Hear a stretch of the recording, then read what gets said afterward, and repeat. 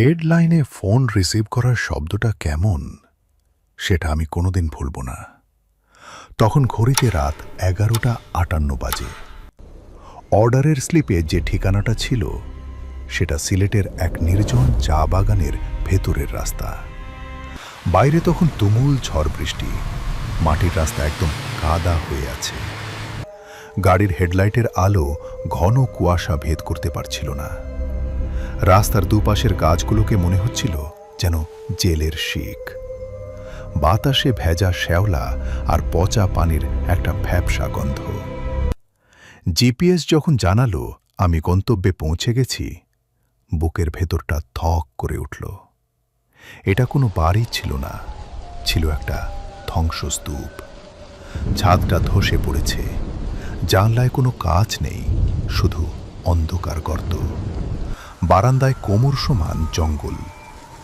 আশেপাশে কোনো আলো নেই, অন্য কোনো গাড়ি নেই, শুধু আমার গাড়ির চালে বৃষ্টির শব্দ। আমি সাথে সাথে গাড়ির দরজা লক করে দিলাম। মনে হলো কেউ নির্ঘাত আমার সাথে ফাজলামি করছে।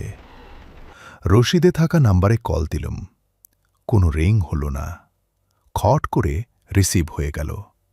আমি বললাম, আমি এসে গেছি, কিন্তু আমি গাড়ি থেকে নামব না। ওপাশ থেকে একটা গলার স্বর ভেসে এলো।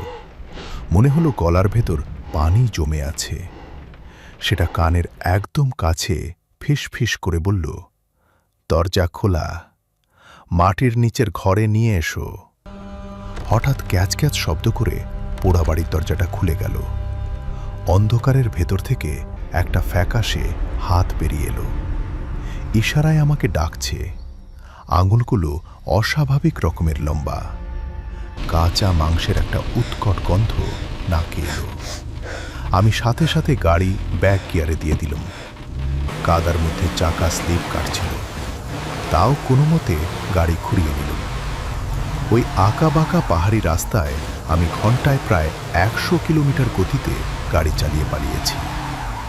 ওই ঘটনার পর থেকে আমি আর ডেলিভারির কাজ করি না।